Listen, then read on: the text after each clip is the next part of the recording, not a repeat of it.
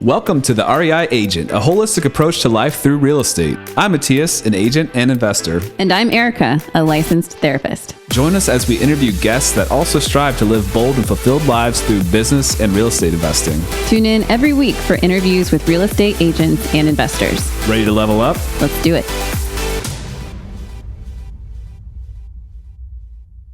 Welcome back to the REI Agent. It's Mattias here. Before we get into our program, Anna Oliver out of Toronto, a top producing, really experienced, awesome person, agent with a niche in the luxury market. We had a bit of a conversation before we even got on about working with difficult people. And unfortunately, in this business, that definitely happens. We get into that a little bit in the show, and we talk about how I think often in real estate sales, there's a big scarcity mindset and there's a lot of competition. You are fighting for survival, and that can be motivating. I mean, there can be something about, if you don't do all these things, if you realize that, even if you get, so one of the things that happens with agents is that they get really busy in active sales, that they have buyers that are active and listings they have out, and they are forgetting to kind of nurture their database or to do the things, the prospecting, the things that will bring them the next month's business. And so they'll experience this like boom of business, and then they'll have this lull, and then they'll do the things that are needed. They get busy again, and then you kind of it's a cyclical up and down thing. It kind of creates that scarcity mindset, and there's all sorts of theories and ways of avoiding that. One being, spend the first half of your day on your business and then the next half of your day in your business, which, work on your business as far as building new marketing things, systems, that kind of stuff, nurturing your sphere or whatever you do to prospect, and then go show houses, then go take listing appointments for the second half of the day. That is one of the ways. I think another thing that one can do to make them at least not feel scarce is by having, passive income coming in through rentals. But all to say, if you're feeling abundant, there is definitely less of that kind of dog-eat-dog mentality, that you can be a little bit more relaxed about things. And I think, your clients will feel that. And you may not have to get as stressed out about other agents and how they act. Or you can also say that I don't want to work with you, person that seems like they're going to be very difficult to work with, that you seem crazy. I don't really want to take this listing on. You're not my good fit as a buyer, and so I'm going to refer you to somebody else. Those are all lessons I think that a lot of people wish they did sooner. They have a period of growth where they realize they need to do this to just maintain their health and to work with people that want to work with you, that you want to work with. It's just a happier sounding thing, right? But it's a tough lesson, and it's something that's hard for people to do. So definitely encourage you to think through that, to start learning early signs about personality traits that might not suit your style, and that you won't have to be stressed out about working with that person. And again, that's easier when you have a little bit more stability. And that's why, again, here at the REI Agent, we think it's a great idea to invest in real estate, the thing that you're selling, as you go, so that you are able to start covering some of your basic expenses and you're not as stressed about cyclical things that can happen in real estate. But also, I wanted to talk about working with difficult agents, because sometimes you are needing to make an offer on a house that is listed by a difficult agent, or they are coming and bringing the best offer for your listing. And sometimes that's unavoidable. I think that it is hard for a lot of people. It can be hard for me to not get into it, to not just take the higher road and not let them get under your skin. Because I think sometimes people thrive off that. I think they just want to rile you up, and they may think they're doing the best they can for their client by being a very difficult person to work with. But often they're not. Often they're hurting their clients. They're hurting their clients in a lot of different ways. I just had somebody amend a contract that negatively impacted their client because they just had to be difficult and wouldn't work with the language that I thought was very fair to begin with. So that's a whole nother story. I'm not going to get into it, but I just wanted to say working with difficult people is something that is needed. You need to learn how to do it. And I think once you kind of identify their patterns, kind of identify that they're difficult, but let's say again, this is an agent that you have to work with. You can show up when you need to, and then just not give them the fuel, not give them the firewood to keep their fire burning. That you just don't engage in their stuff, because at the end of the day, it's not going to do anything but kind of get you worked up, and it's going to fuel them to do more of this stuff, and it's just going to cyclically drive you crazy. So learning how to deal with difficult people, I think, is another very, very key skill that it doesn't always come naturally at the beginning. Sometimes it just involves saying, no, I'm not going to work with you. You can go work with somebody else. I will refer you or not. I don't even care. And sometimes it just means that you have to not engage in their level of behavior. And you can represent your client's best interest. You can do the best you can for your client without having to get into a little fight over everything. So that's my little 2 cents. We have a great conversation here with Anna Oliver. Anna is coming out of Toronto. She has a wealth of experience, and she has a niche sort of in the luxury market where it's just kind of been where she has found herself with some of the clients that she's worked with. And she'll talk about that more, so that will be more explained. But she has a lot of great perspectives and great suggestions about how to get started or strategies for getting started, especially if you don't have even a network of people where you're starting. If you're moving to a new city and need to start from scratch, it's possible. And she talks about how to do that. So you won't want to miss this one. Without further ado, we got Anna Oliver. Welcome back to the REI Agent. I have the honor here of having Anna Oliver. Thanks so much for joining us all the way from sunny Toronto. Sunny and cold Toronto today. Yeah, it's funny that I think, coming out of just a little bit south of DC, that normally I think our temperatures would probably be a bit different at this time of year, but we're only 4 degrees different today, we found out. And on the wrong side too, on the cold side. Yeah, it's been a cold front here. Looking forward, we had a 2-hour delay today and tomorrow, actually, or they already called it because of the cold weather, which is probably laughable for you. You're probably more prepared for that. We're prepared, but it doesn't mean we like it. Canadians like to complain about the weather regardless. So. Cool. Well, thanks so much for being on here. You are a luxury real estate agent. And I wanted to hear a little bit about what got you into that space, if that's where you started in your career, or what got you into real estate in general. So it's actually a pretty good story. I come from a very long line of military. My mom and my dad were both Air Force Canadian. My brother and my 3 sisters, all military. So you'd think that I would have joined the military or government or some form of public service. Yeah. When I was a kid, I grew up at the Canadian version of West Point. So on a military academy campus, and I really wanted to be a pilot. I wanted to be like the next Maverick. I wanted to fly jets. Unfortunately, I have a horrible sense of direction and I get very bad motion sickness. So my dream was crushed. And fast forward, when I graduated from university, my father still thought I should join the military, but he wanted me to go Army and go combat arms. So he used to leave these messages for me on my voicemail. This is how old I am. So the old answering machine.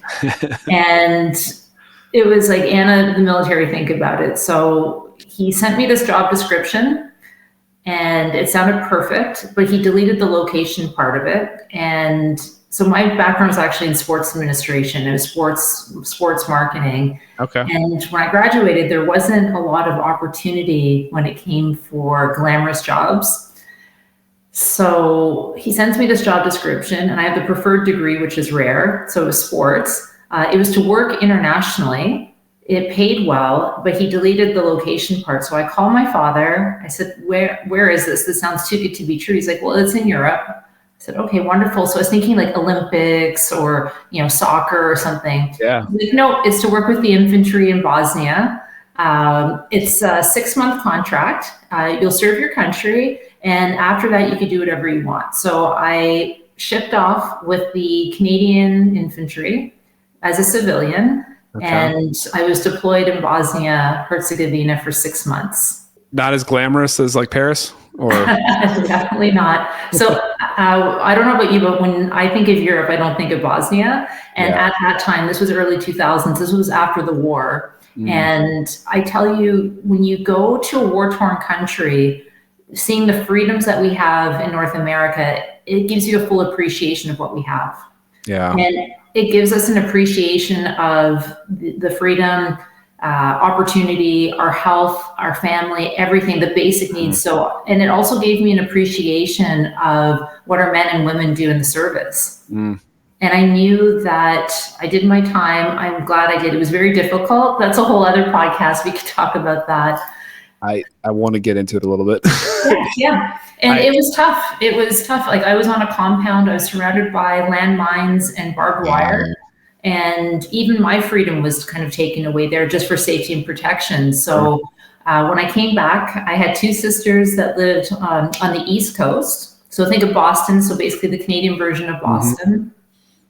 I had some money in my pocket because it pays very well when you're in scary places in the world.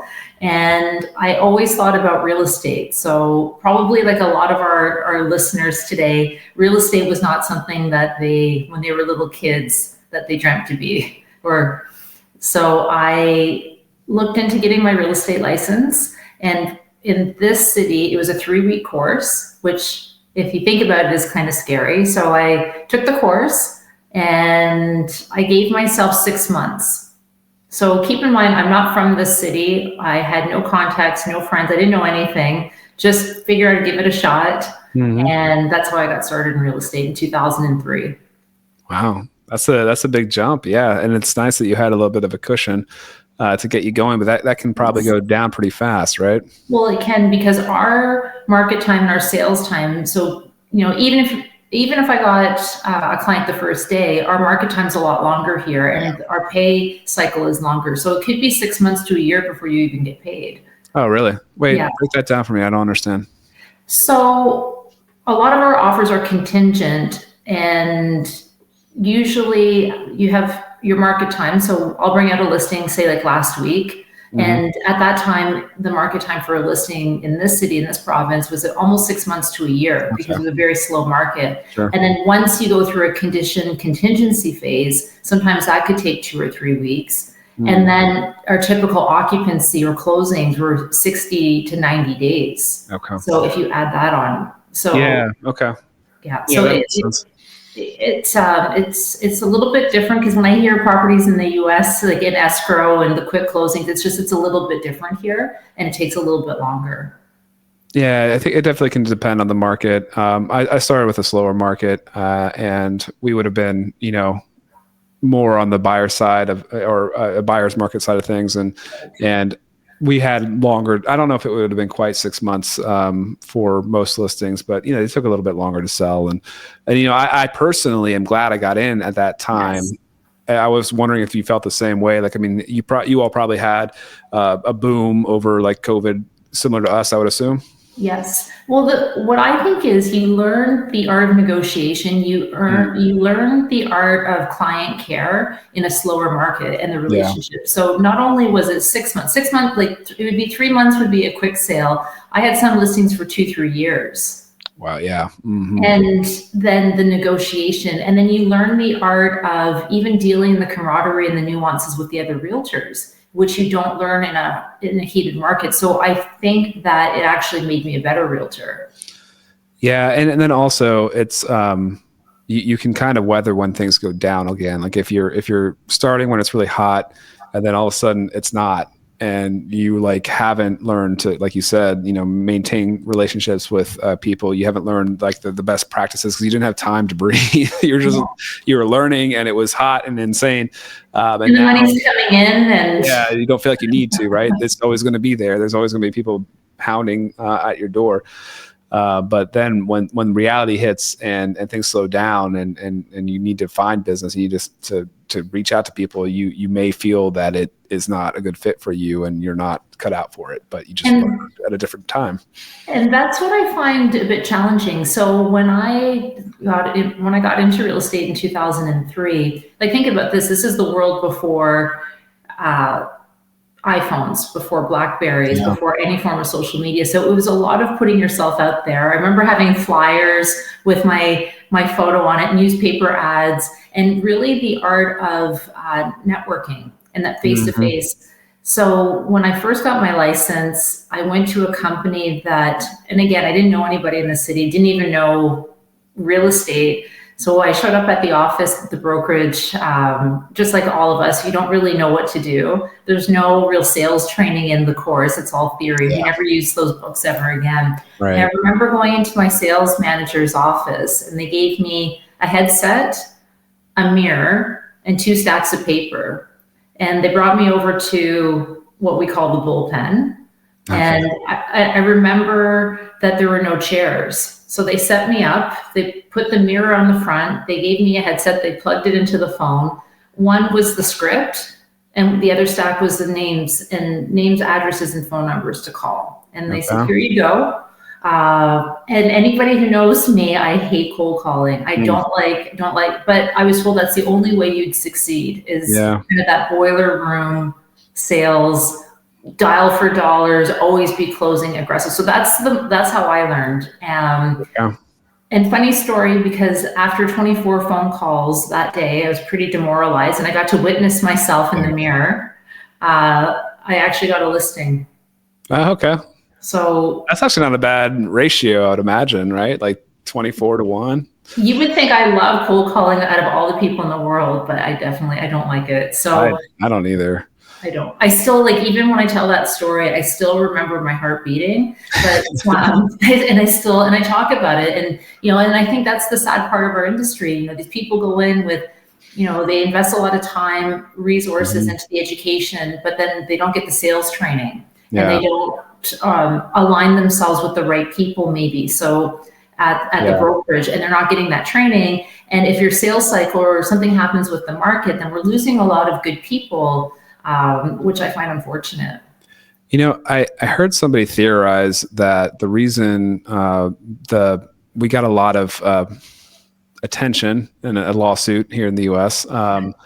Was maybe partly related to the spammy nature that some agents took, or the inside sales agents, where somebody's like, clicks on something by accident, also they're getting a call every 2 minutes, like from and instantly, like it's, or the door knocking, and I think some of these reality TV shows or the unscripted TV, they painted us in a bad brush too, because when you see what the potential commission is splashed across the street, and they make it look so easy, but you and I both know, the relationship with that client may have started 2 or 3 years ago, and the days and the times and hours. So people see flash, and usually for good TV, that they see arrogance but they don't see the hardworking people, the hardworking agents who are making things happen behind the scenes.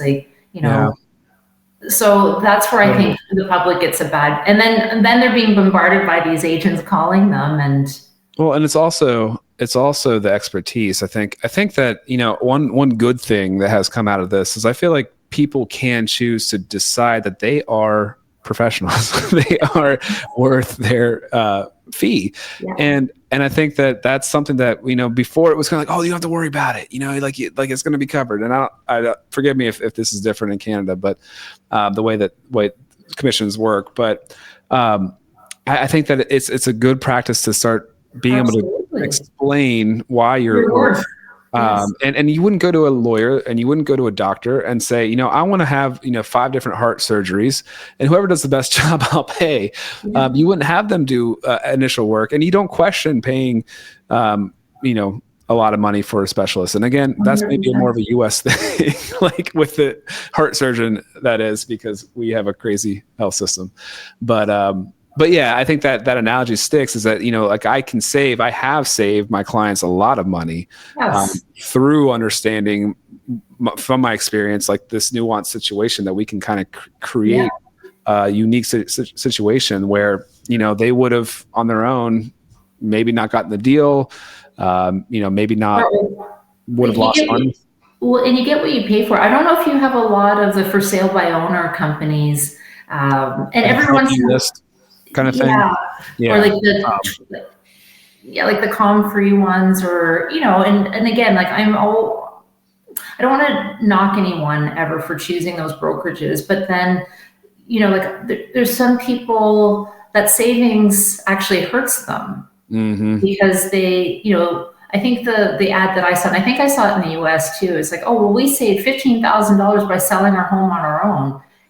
But really that $15,000 may have cost them hundreds of thousands of dollars, because if they had the right person, the right realtor behind them with the right strategy come out, maybe they could have made 200,000 or 300,000 more. Yeah. And so that's where I feel that, we bring a lot of value, but you'll always have that one consumer out there that penny pinches and who doesn't want the service, and that's fine. And there's room for all of us out there, but. Well, and I heard that described as well, that there's kind of different types of people. There's going to be the people that want value, want, and they're happy to pay for value. Yes. And then there's going to be a small demographic of people that just focus on the bottom line. And they're probably not the people you want to work with anyway. And again, like there are probably times where somebody is going to sell it on their own and make a little bit more money or something without paying commission. But there are many times that they don't. And there's a lot of that just comes down to, like you said, like we could help prep the house, make it more marketable, get professional marketing, and even just pricing. I mean, like I've seen people lose out because they think that like tax assessed value is market value or something like that. And it's under. And I don't know about your market too. Like here, there's a big difference, and it's very cyclical here. And certain homes perform better at different times of the year. So if you have a single family home, you want to bring it out now because they're based on the school schedule. Yeah. And they want to be settled. And, we have March break, and with Easter, so sometimes the month of March is a complete write-off. Well, you're not bringing out a property that month because none of the agents are here. So you have to have the right agent who understands like how it works in their marketplace. And I've been lucky in that luxury market, having known kind of how the market works at that particular time. And I've been able to help my clients make maybe 400,000 or 500,000 more than they ever thought, which is a very nice feeling, because we've set them up for maybe an early retirement, or they can do more with it. So that to me is the most gratifying. But you need that expert kind of quarterback.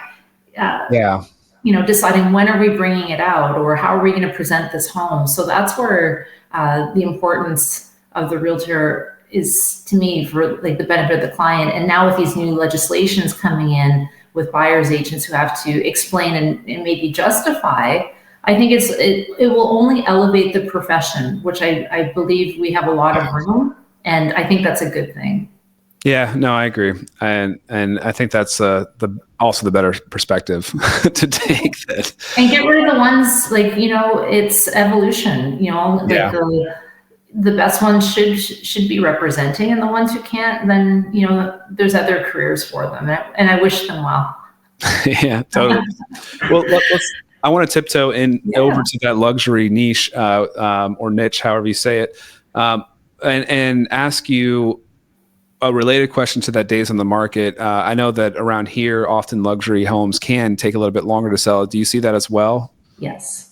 What are your strategies when you are wanting to keep that relationship strong and set expectations and have your clients be happy with you and not want to leave you if it doesn't sell within the first, I don't know what you put your listing agreements for, but if it's 6 months, how do you keep them happy and keep them wanting to work with you until it actually sells?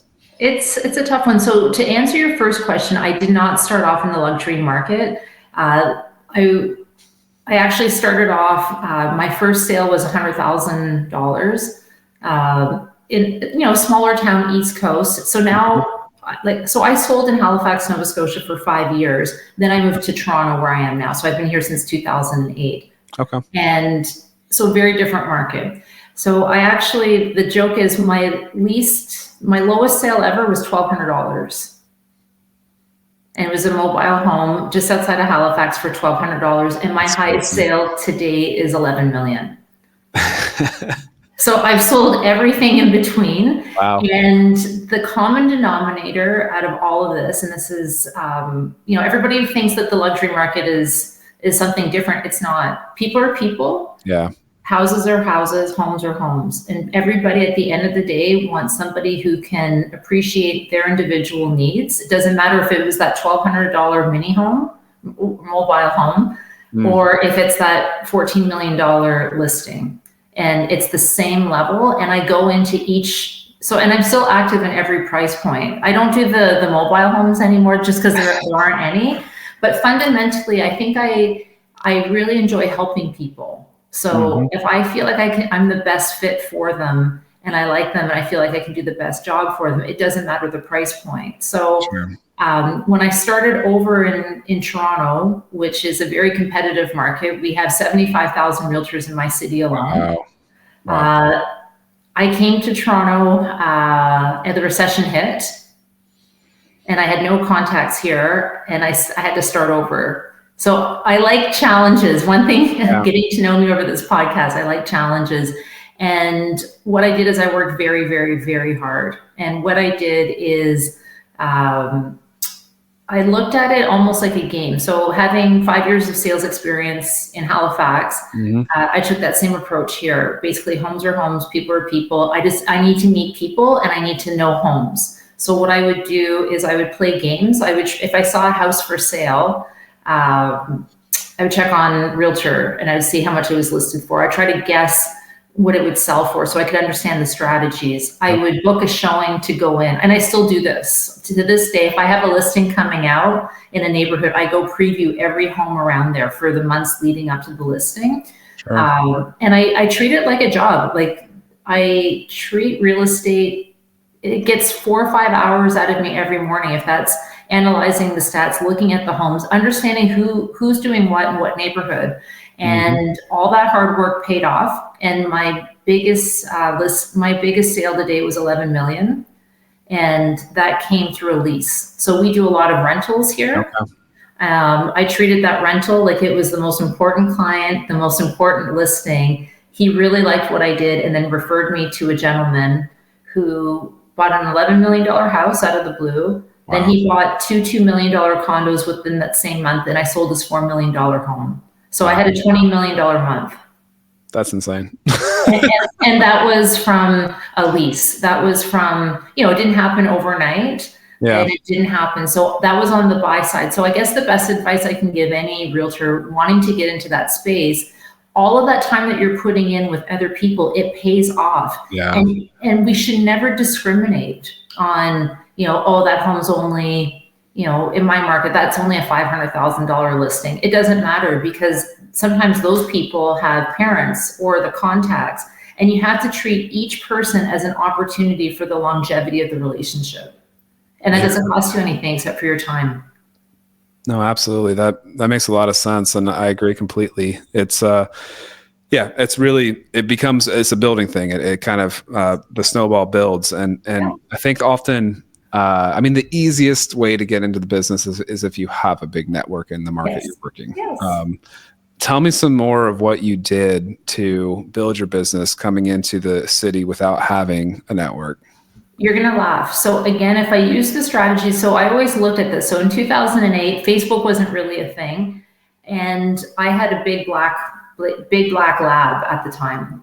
And what I did is I would walk different neighborhoods and walk the streets. And then I was at the dog park. And the dog park community is actually where I got some of my best clients. No word of a lie. But what I would do is real estate would come up, but I had enough knowledge. So if it came up, and I always looked at it that if I ever had an opportunity and somebody wanted to speak about real estate, I knew what I was talking about. And I had a lot of time on my hands too. And what I did, I went to a brokerage. Where there's smoke, there's fire. So I found very busy agents and I said, you know what, I'll work hard. I left my ego at the door and I went on as a junior agent. And at that time, I'd already sold over 500 homes in my career. Oh, wow. Yeah. I was averaging 100 deals a year when I left Halifax. That's crazy. And so when I came to Toronto, again, didn't know anyone, didn't know the city. I'm like, okay, how will I build off that base? So I looked at it that way. So I did all of my research and kind of intel on my own with my dog, got to know people face to face, and then I got the crumbs off the table from these busier agents. Yeah, I love it. I think that joining a tribe, getting connected into a tribe, which is what I think what you did with the dog park thing is such an awesome way to get connected. I like gyms. That's, I think, a really good way to get, especially if it's like a group class kind of scenario. Right now, if anybody's listened to this podcast before, they might have heard the word CrossFit come up, but that's the curtain. The community.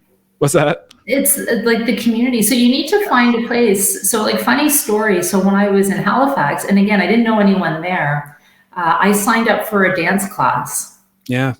And the woman standing next to me, were laughing because they're trying to teach us how to break dance. And she looked at me, I looked at her. I said, "Do you feel stupid?" And she's like, "Yeah." She's like, "I'm going through a divorce. Just wanted to get out of the house." And I said, "Well, I'm new to the city." And she's like, "Do you know a good real estate agent?" And you know us, as soon as we hear real estate, I end up listing her home. I listed their home. They both bought individually. So 3 deals. Then they got back together. So I had to sell those. So that was 6-7 deals from that one dance class. And when I look, that's how it works. It's how it works. And really, like what every agent, and I see a lot of new agents, what they do is they don't take advantage of the resources of the older agents in their office. And a lot of older agents are very guarded and don't want to share. But I really believe in the collaborative approach. And the key, like the fundamental thing, you have to get out and meet people. If that's, going to a CrossFit or going to the dog park, people need to meet you, but you can't just rely on that source for your income. Don't rely on your friends or family because they'll let you down and they'll probably be your worst clients. And then you have this whole new world of social media. And that's where, and the other thing is like meeting other realtors, like young agents forget about the value of a referral. We have like such opportunities. There's so many different ways to make money in real estate as a real estate agent. And, hey, now that you and I are friends, Mattias, like I'll refer you to anyone moving to your neighborhood and podcasts and opportunities to show. So you have to look at, your avenues to meet people. You should always have about 3 or 4 of them.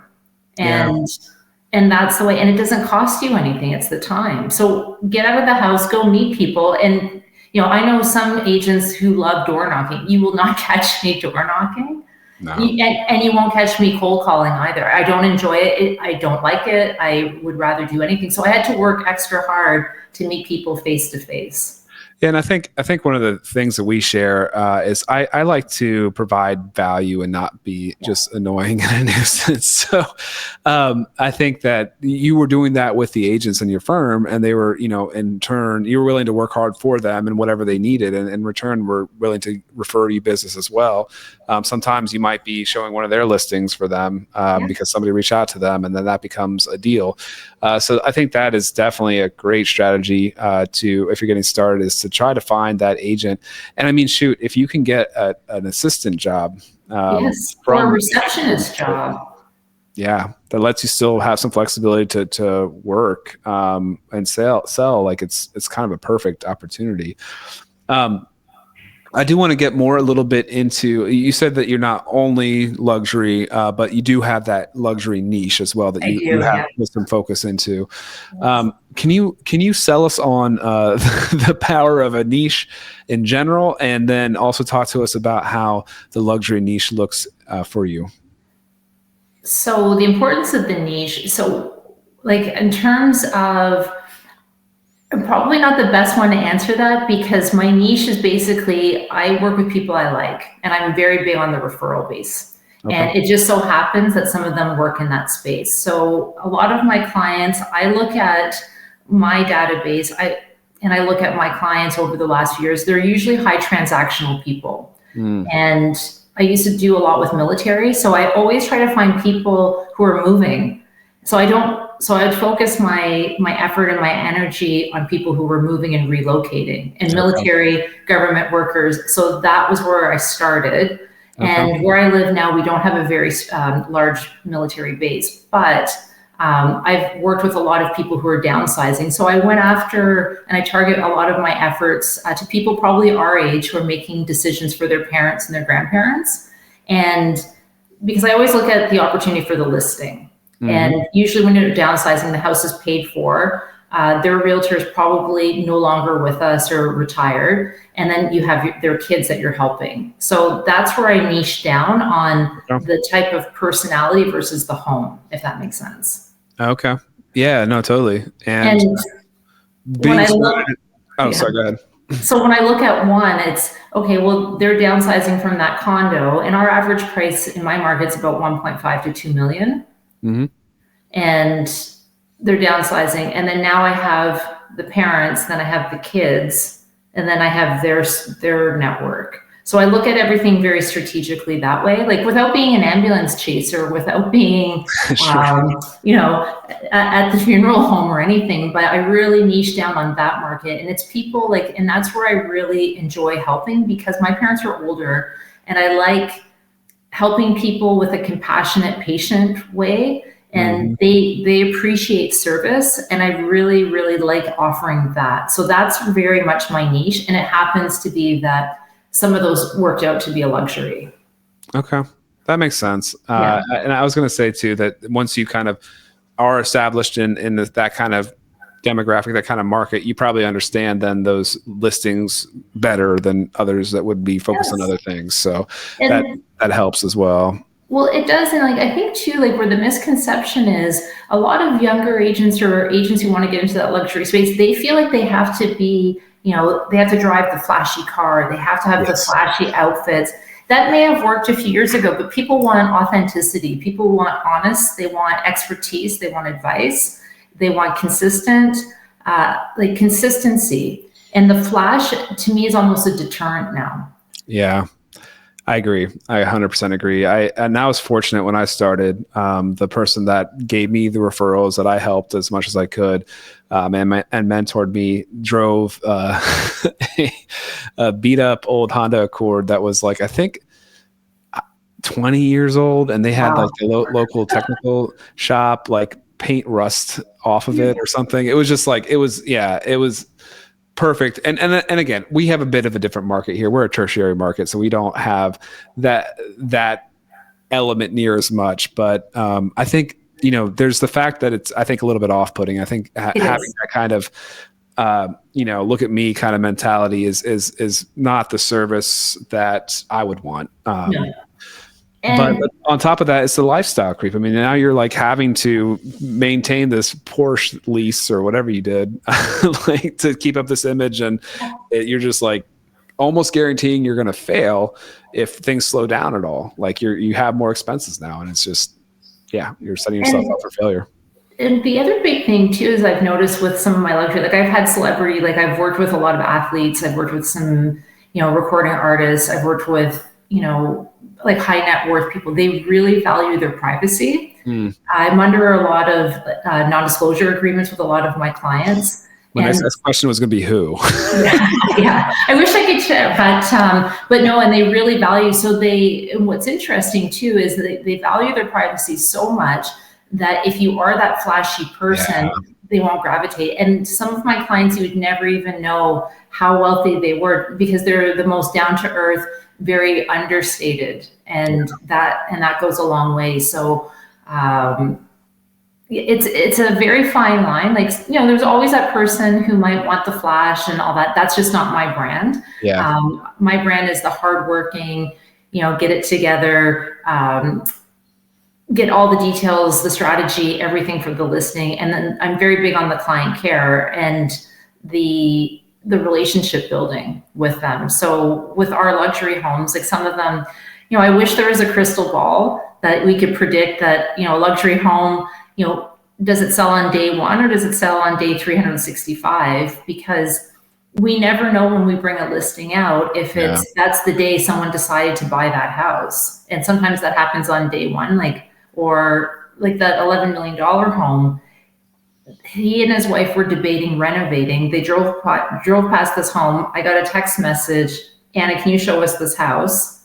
and they put an offer in that day. Well, it had been on the market for over a year, and the agents thought I was crazy. And I'm like, no, I was actually, funny enough, it was one of the easiest deals I've ever done. It's funny how that can work. Yeah. I was part of one of the biggest sales in our area, and that one had been on the market for years, multiple agents. And then, of course, when it actually sold, there was multiple parties interested in making offers. And like, how does that happen? Like, well, and we see it all the time. It's like, if you want it, I want it more. Yeah, exactly. And then it comes, you just need that one person to come out. But no, to get back to your, like, this is my long-winded answer, it can be a very long time. And most of the sellers here understand that. Like, they know that they have a unique product, that the market shifted. Unfortunately, those are sometimes tough conversations if they bought at the peak, or they've over improved their home and they've made it so customized that you only have one buyer who wants that house. I'm sure that comes up a lot in luxury. Like, I see that a lot where, I bought it for $250,000. Our numbers are a little different here. But homes are, but we get it, right? Like, it's. And I put $100,000 into it. It's worth $350,000. And that's not actually our median sales price or anything, but yeah, like, it doesn't work that way. The math doesn't work. It's what a buyer is willing to pay for it and what are the comps showing. So like, that is a hard conversation. I could see, especially with luxury, because people can put some money into homes, for sure. Well, look at, it took Michael Jordan 13 years to sell his home. Yeah, that's right. I forgot that. I don't know, how many agents did he go through? Like, that's. Yeah. I bet he's probably not an easy client to work with. I bet you there were some bets and some gambling and everything. I'd like to know what the over-under for that one was. But exactly. The other thing with, like, the improvements and the customization, everyone thinks they have good taste. And, sometimes it's difficult. But, like, in terms of the luxury space, like this past year, I was lucky. Some of my bigger sales were 3 to 4 million. And they sold within days, but that was a lot of strategy behind. But at the same time, I'm nervous because I don't know if it's going to be the home that the buyers want. Are there other homes coming out at the same time that will compete with ours? Because we don't know what other agents are doing.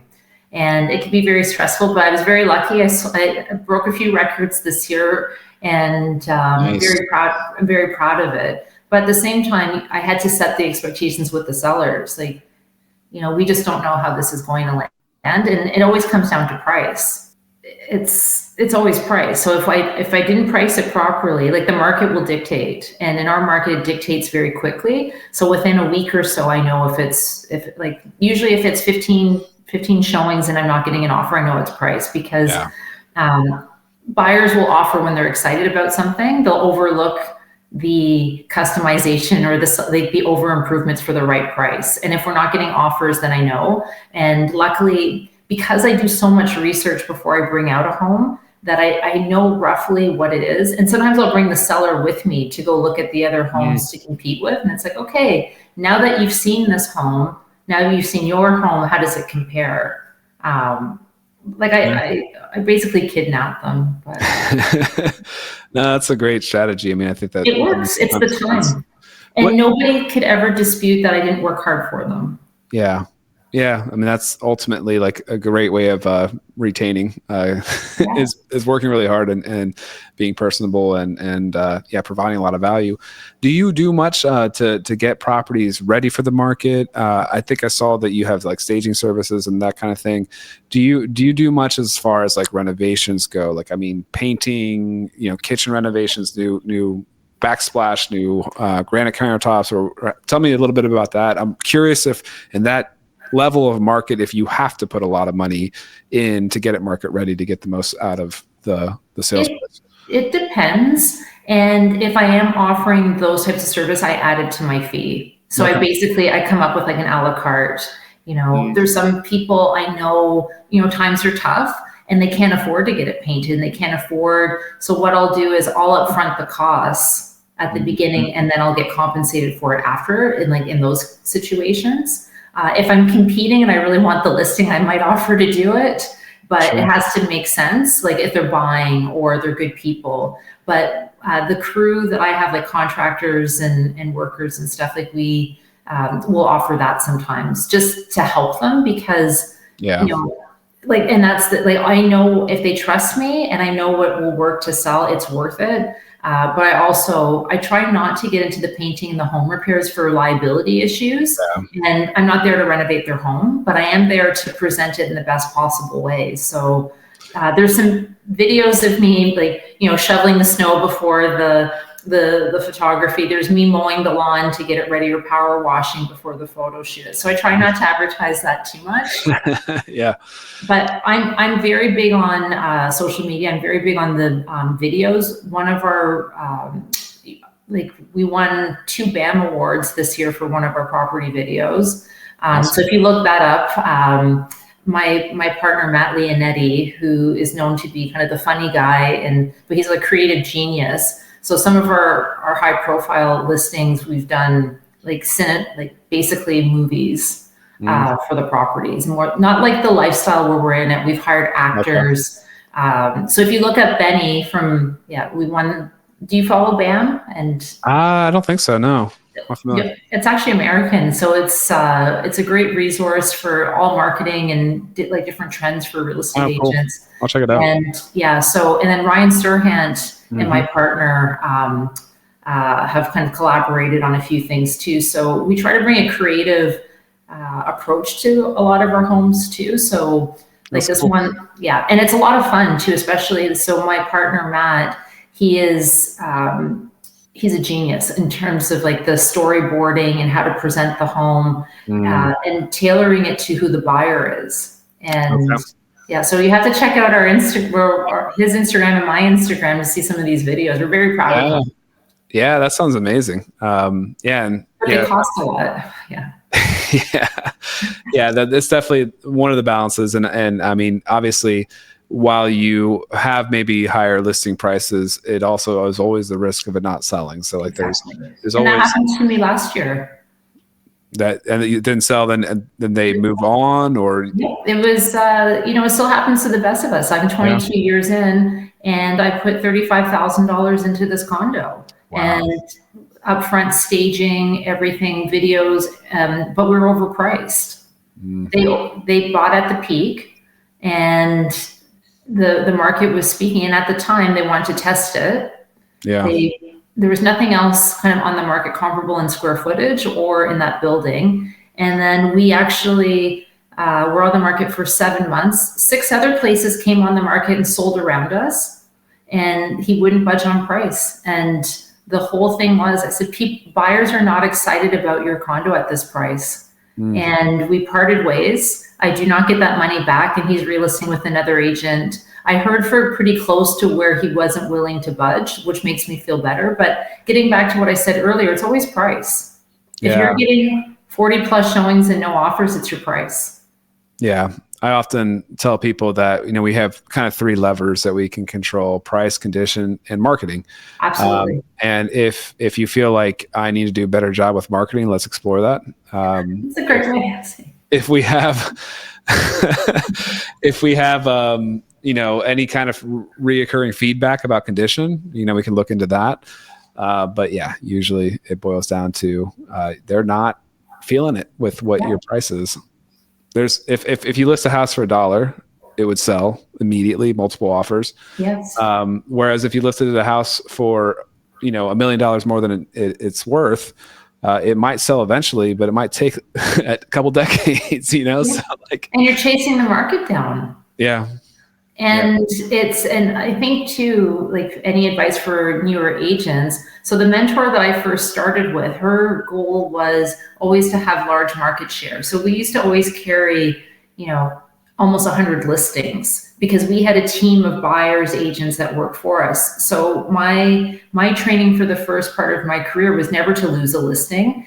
You take it, even if it's overpriced, you're going to try to get the price reduction, because my job was to get inventory for this team. Okay. And the second thing is never lose it over commission, because if you work hard, you'll be able to pick up from that. So I have that kind of ingrained that I don't turn down a lot of business, and I'm very competitive. Yeah. And I always think that, they'll eventually listen to me and we'll get it sold. So. Yeah, well, let's shift that here to wrap things up. Let's shift it over to letting go that difficult client, and how that is something I think everybody struggles with, and maybe some people have mastered, but I think it's always like you have that growth period that you like start to realize. I'm still growing. Worth it. Yeah, it never stops. So the letting go part. Like I have some friends, and you have to understand where I come from. I'm on my own, so I'm single. I've never had the benefit of a spouse with an income. I run a business on my own, and sometimes it takes 3 to 6 months to get paid, and you're living off lines of credit. So I definitely come from more of a scarcity mentality, and I have to take. Sure. And I think that's what made me good. But that's also what made me very stressed and not have a vacation for 20 years because I was always afraid the tap would turn off. Yeah. And so saying no is very difficult for me. This past year, I made a conscious decision, but not to overinvest in the ones that I don't think are going to listen. So if it's a matter of maybe investing in virtual staging because the prices, they want to test the market. I'm like, that's fine. We'll virtual stage it instead of physical. That's a fraction of the cost.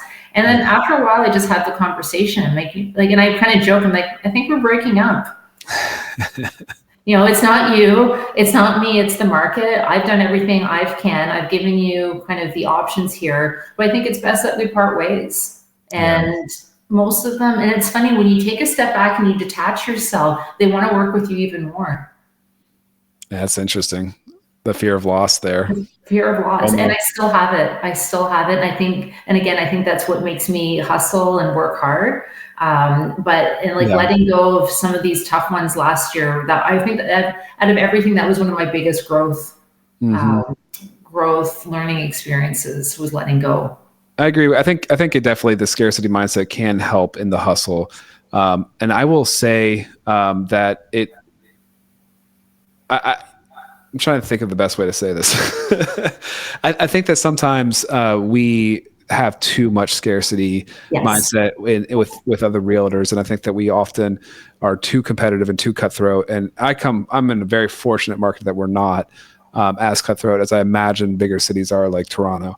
But I think that if you can elevate past it, if you can really get to a more abundant mindset, it's going to just be a weight off your shoulders maybe. And, we talked about off air about how, we were all about having agents invest in real estate and try to get that passive income to grow, invest in that rental before you invest in that Porsche.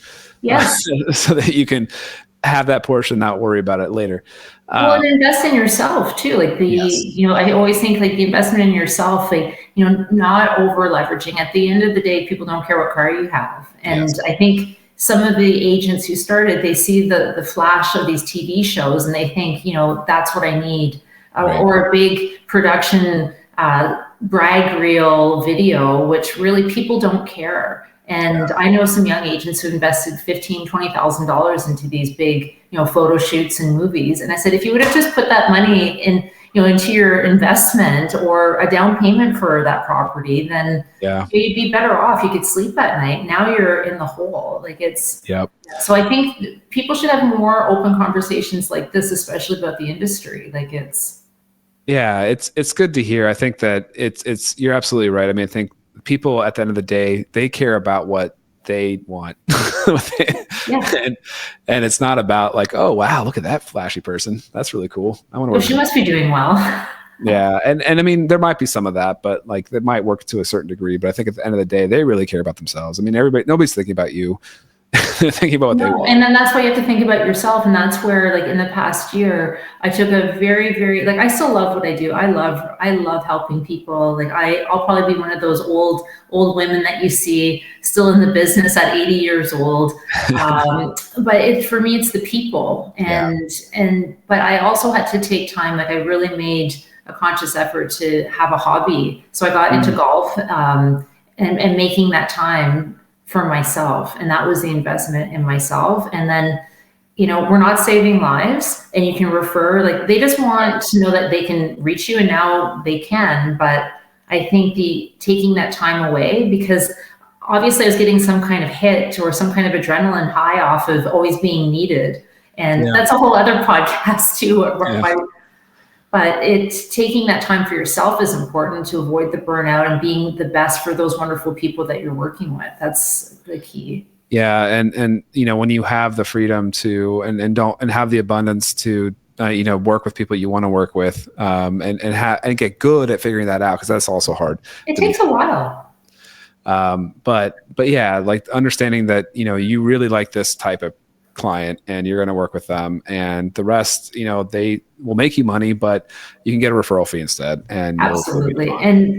And that's like I really like helping seniors and families. Like that's my, I love it. Like I love helping all people, but that's really where, I like having those 3-4 hour listing appointments. Obviously I can talk your ear off, so you can imagine I enjoy those. But yeah.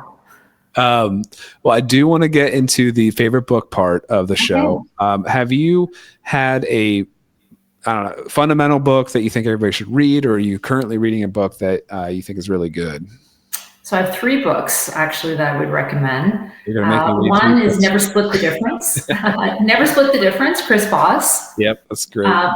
The other one that I listened to, I've probably listened to because I'm in the car a lot, is Catherine Ponder, The Dynamic Laws of Prosperity. Okay. Don't know that one. That's an old school. It's very much on, giving thanks and gratitude and appreciation. It might be a little religious for a few people, but it's a non-denominational Christian belief. I love it. That book changed my life. Okay. And I believe Catherine Ponder is 102 years old. And even if you don't like the religion aspect of it, which isn't that much of it, it's fundamental. And really it's about the art of forgiveness, the art of appreciation, and really, really like abundance. And there's always more. And and then the other book that I really like right now is Mel Robbins' The Let Them Theory, which is, so I highly recommend that. It's basically like letting go, like not taking things so personally and just letting it go. Like let them. You didn't get invited to that dinner, we'll let them. Somebody was just talking about that one. Yeah, that sounds really good. I like that.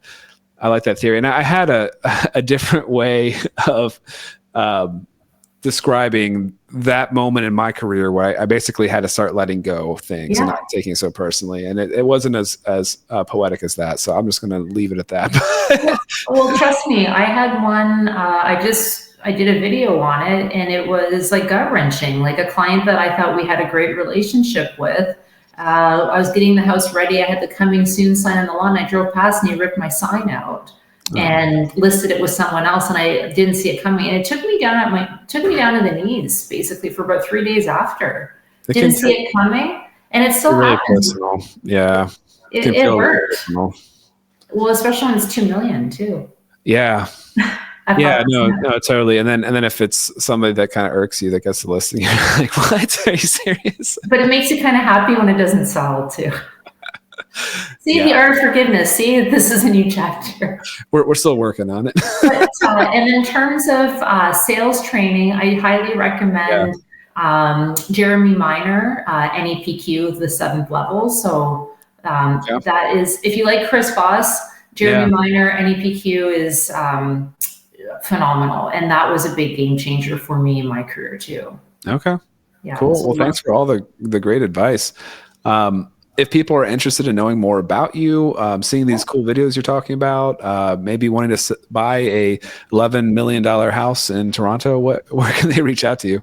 The best way, so my website is annaoliver.ca. So my first and my last name. And then Instagram, I'm the Anna Oliver. Okay.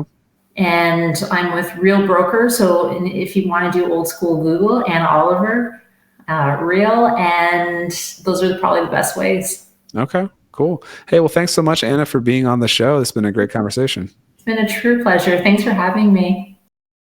Thanks for listening to the REI Agent. If you enjoyed this episode, hit subscribe to catch new shows every week. Visit reiagent.com for more content. Until next time, keep building the life you want. All content in the show is not investment advice or mental health therapy. It is intended for entertainment purposes only.